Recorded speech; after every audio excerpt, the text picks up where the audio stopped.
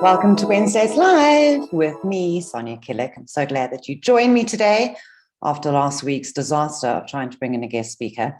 So that didn't work. So today, if you're in the Southern Hemisphere, it is the 1st of September, and that means it is Spring Day. So very happy Spring Day to you. And I am doubly happy because my Miserable to Marvellous course is well on its way. And it is such an incredible resource for you to completely transform your belief patterns, to really deal with insecurity and shame, which is a big one for so many people, to forgive the past. There's so much value in this course. I can't even explain it. You need to head over to soniakillik.com and have a look at it for yourself. And there'll be some nice little prizes there for you as well. So, although I have just shared 2 pieces of really awesome things that I'm happy about, the topic of today's discussion is actually the opposite of happiness. And is happiness overrated? And I believe that it is. And here is why. Before I carry on, I just want to find out why my screen goes blank. So weird. Anyway, every week without fail, I have a complaint about tech. Anyway, is happiness overrated? Yes, I believe it is. So let me begin by talking about our brain, which is where I like to begin most of my talks. So as you know, our everything is hardwired for survival. And of course, our brain is no different.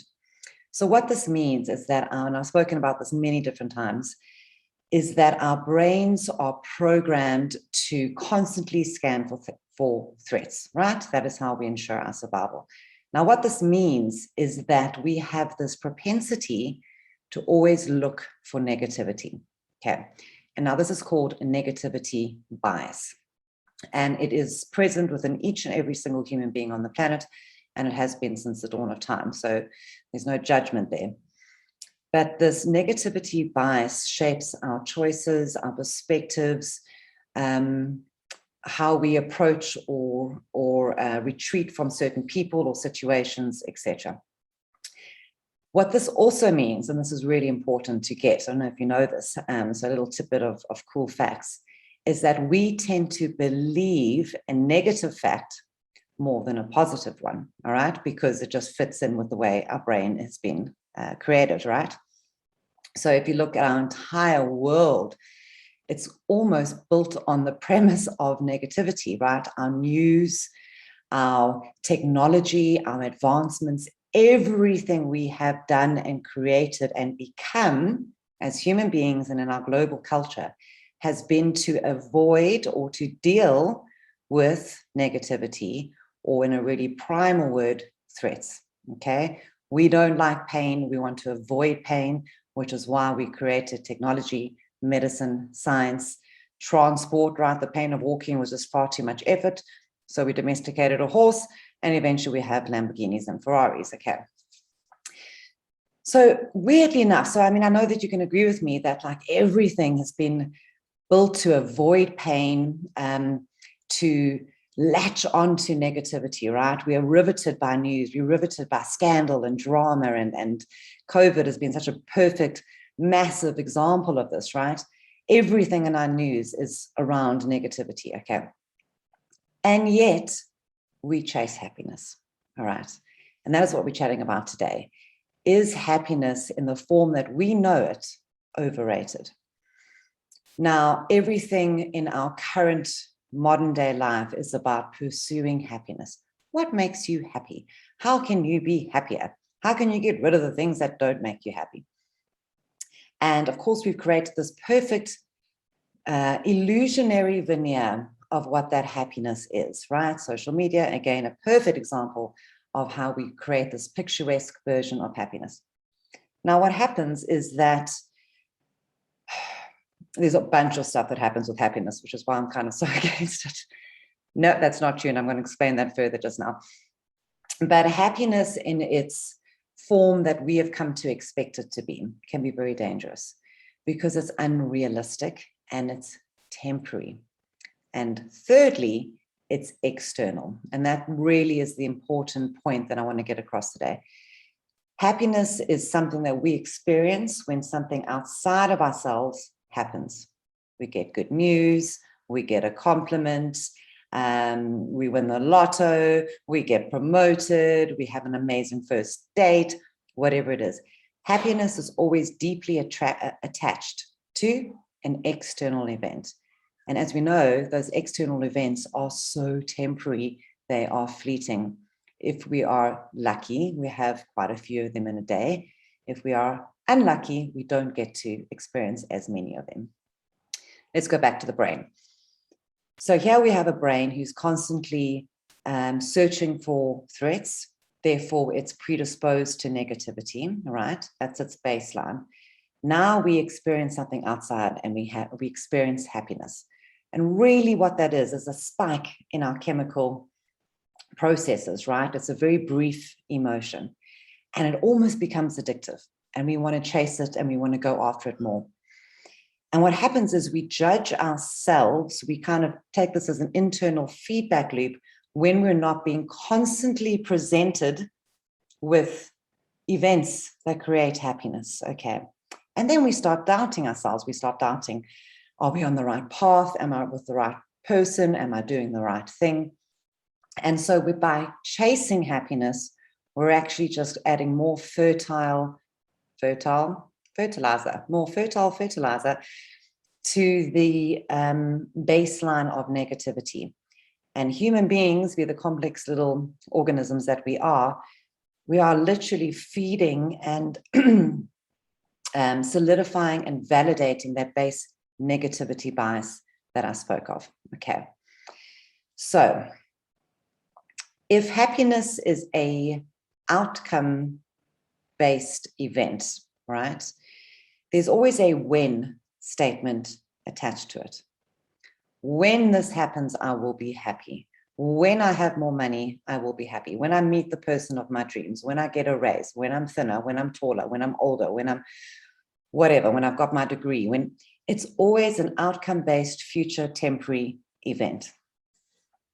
And because of that, as I've just mentioned, it has such a dangerous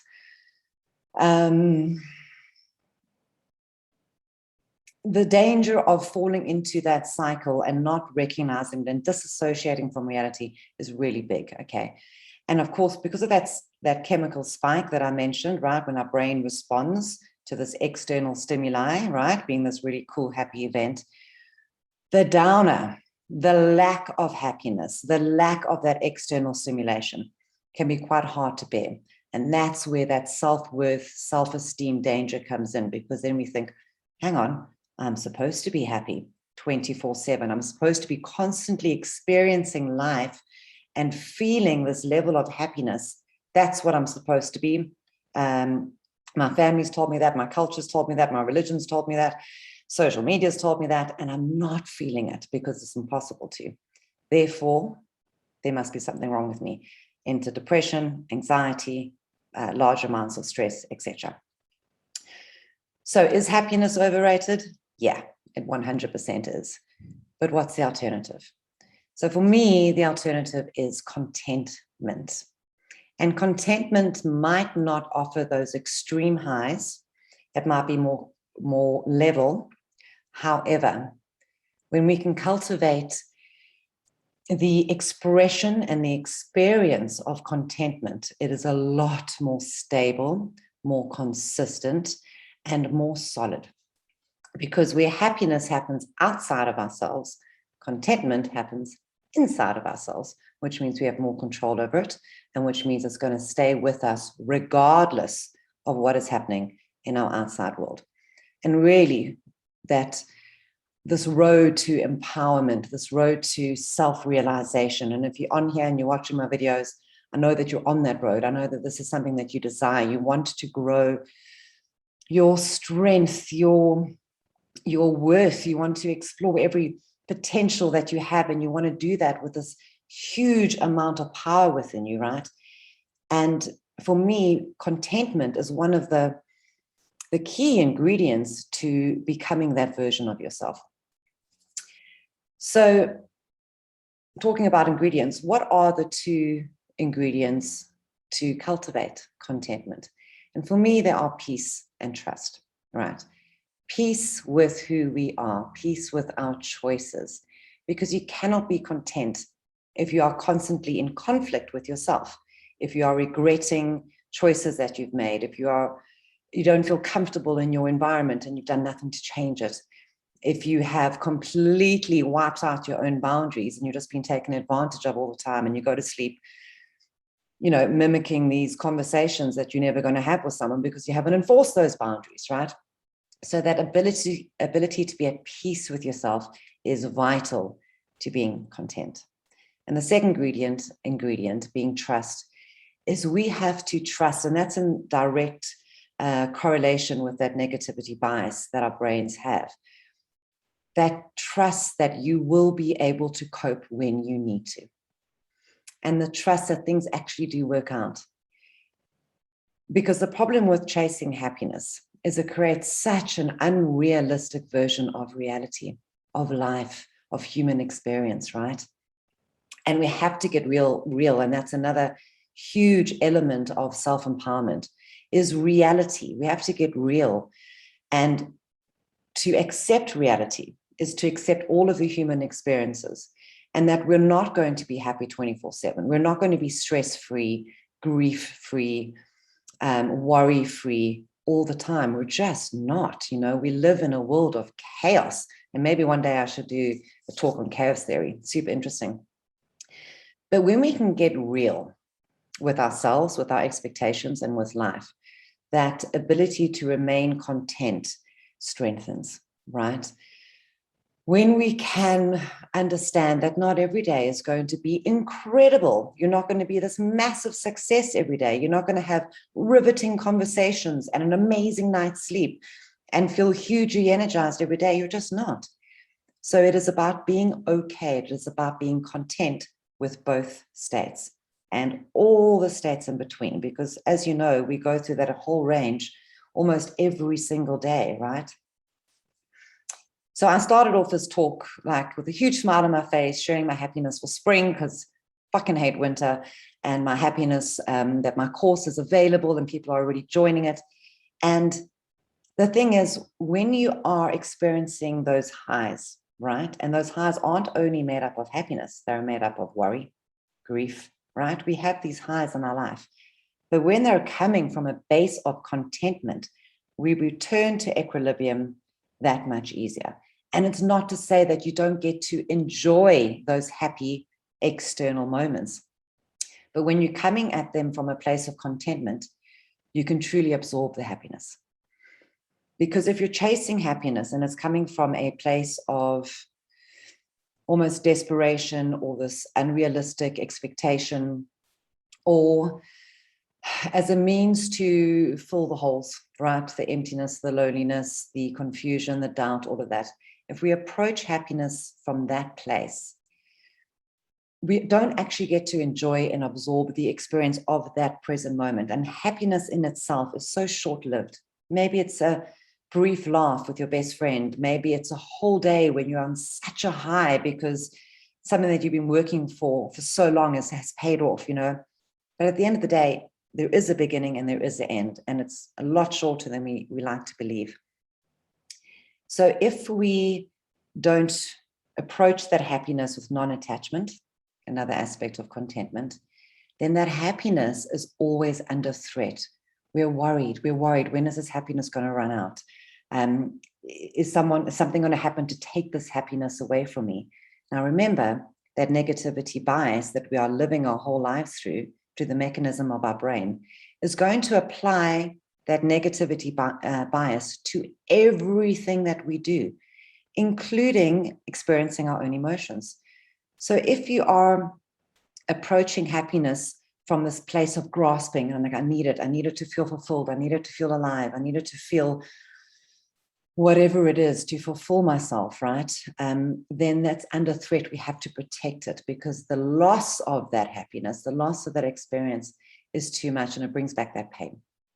And of course, we want to avoid the pain. Keeping an eye on the time. I don't even think I took a breath in the last couple of minutes. Maybe I should check in with everybody, right? So my second complaint about Facebook Live is that they've changed the landing page. Now, everything that I thought I had before has now gone. Anyway, I did set up a little poll, and I'd like you guys to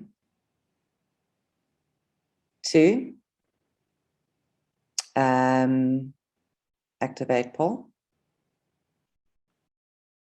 Activate the poll. It is active. God, you know what? I think I'm actually just going to stop trying with all the fancy little tech stuff because nothing bloody works. Super irritating. Mia, hello, darling. So nice to see your name. Welcome. So I had a poll, and my poll was really, are you basing your happiness on external events?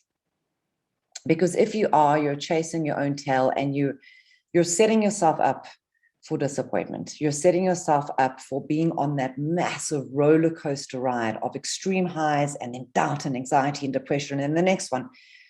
And the thing is, it's such a slippery slope. You know we all have people in our life, and we've seen it when people chase that happiness to such a degree that it destroys their life. Okay, I'm talking about alcohol abuse, I'm talking about drug abuse, I'm talking about gambling, whatever it is.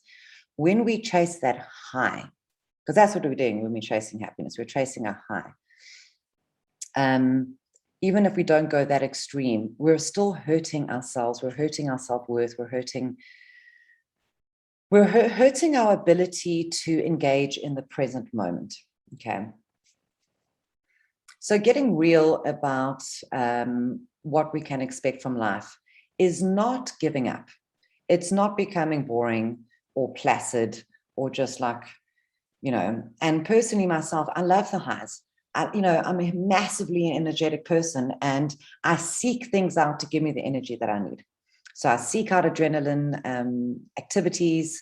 I love, if I'm feeling down, I know how to pick myself up. I have a conversation with a really positive friend who I know is going to have me laughing. I'll listen to music. So I have these facilities in place in my life, and I'm sure you do as well, that can snap me out of a mood. But the difference is I have worked so hard, and I'm certainly not there. It's an ever-evolving realization. In fact, I had a beautiful one this week of how I can, and I love that, cultivate contentment. Because it is the knowledge that nothing is permanent. Happiness isn't permanent. And similarly, pain isn't permanent. Worry isn't permanent. Nothing is permanent in our lives. And when we can surrender and be at peace, right? Remember I said those two key ingredients, peace and trust. When we can surrender to what is, right? Without sitting back and taking a back seat. And it's finding that beautiful balance between, and you know what, let me give you an example that I share with my clients quite often. So for those of you who've done yoga, you will know what I'm speaking about. For those of you who have not done yoga, it is surprisingly difficult, physically and mentally and emotionally and everything else. It's a really difficult practice. And the only way to hold a very difficult pose for the couple of seconds or even minutes that you're required to do is to find that perfect balance between effort and surrender. It takes effort to put your body into that position and to keep your muscles and to allow your muscles to keep holding you in there, right? That takes effort. But then you have to surrender into it. Yeah, you can't fight your body. You can't fight your breath, because then you lose strength. And I love that analogy with yoga, because that in itself for me is life. We have to find that balance between effort and surrender. And for me, surrendering is I surrender to having the need to control other people's choices, behaviors, reactions. We spend so much time trying to find happiness through other people, by controlling other people, trying to find happiness by controlling our outside events so that we can try and make it better for us. And really, it's just like I see this image of this dam wall and these waves just crashing again and again, like you're wasting your energy. Where else can you use your energy? So yes, life requires effort. But it's the kind of effort that you have control over, that you have choice over, right? Are you doing it from a place of passion, joy, right? And there's a difference between joy and happiness. And again, I would actually put joy under that umbrella of contentment, right? Because joy is also something that is a lot longer lasting, and it will be interrupted by periods of extreme stress and grief, unavoidable. But it is a beautiful ability to absorb what is reality. This is what it is. And when we can accept reality, we can accept the gifts that come with reality. And it might not be this massive big spike of, I just won the lotto. I mean, obviously that's going to be a huge spike in happiness. It might be the simple act of today for me, like I'm watching my jasmine just started flowering. I mean, it made me happy. It's a small little event, but that brought me joy. And when we can be content in our lives, we can be content with ourselves. And if you can't find that peace and that trust that produces contentment, that's where your effort goes. What do I need to do to be at peace, to learn to trust myself more, right? Do I have to put those boundaries in place? Do I have to walk away from certain things? Do I have to try harder in other areas, right? Am I working hard enough? Am I giving my all to my job, to my relationship, to my personal goals? That's where the effort comes in, right? And then the surrender comes in on the journey. Wow, I sound like a Hallmark card. The surrender comes in on the journey, because not every day is going to be this like huge, big spike, good or bad, right? Okay, so give some thought to this negativity bias and understand that we are trying to unconsciously balance, right, what our brain is constantly trying to do, right? And are we being unrealistic in our pursuit of happiness? Okay. I haven't pulled cards in a super long time, and I've decided to do that today. So before I sign off, I would like to share with you. And if you have any comments on what I've said today, please drop them below YouTube or the live on Facebook. That's super awesome.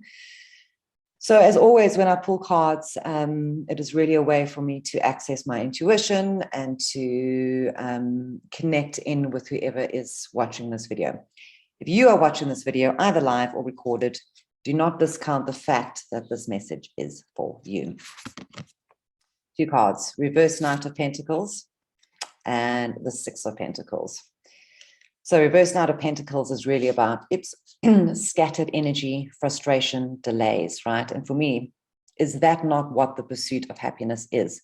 Constantly pushing and feeling frustrated about the outcomes that we desired but don't have, right? Pursuing these highs, pursuing this happiness.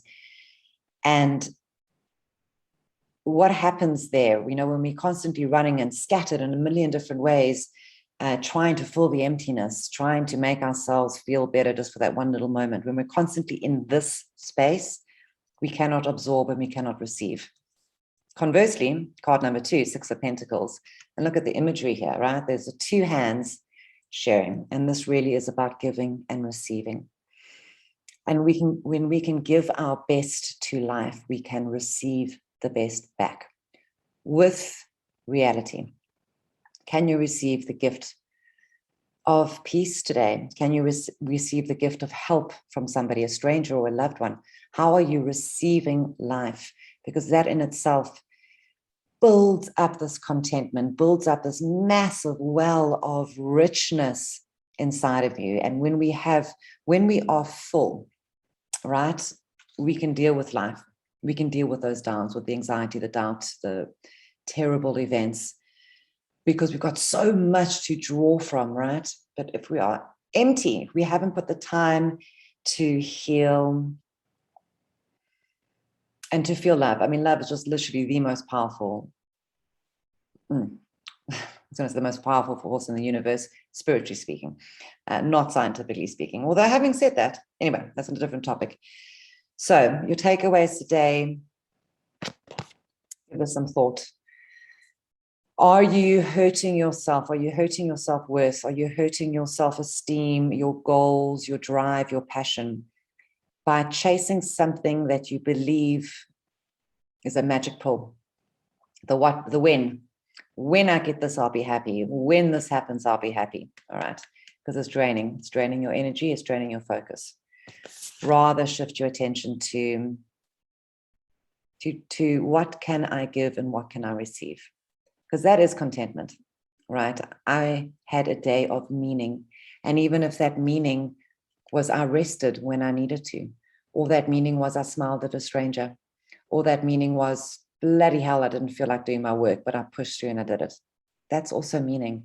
And it's a more realistic and more consistent version of contentment, happiness. Okay, so give that some thought, carry this into the week ahead of you, and start practicing that giving, that conscious giving and receiving. And if somebody wants to give to you, learn to receive, because that also fills up your little love bucket. Thank you, everybody. First day of spring, whoop, whoop. Head over to soniakillik.com if you'd like to learn more about how to completely transform pretty much every aspect of your life. Super excited about that. Thank you, everyone. Have an amazing day, and I will see you next week. Bye.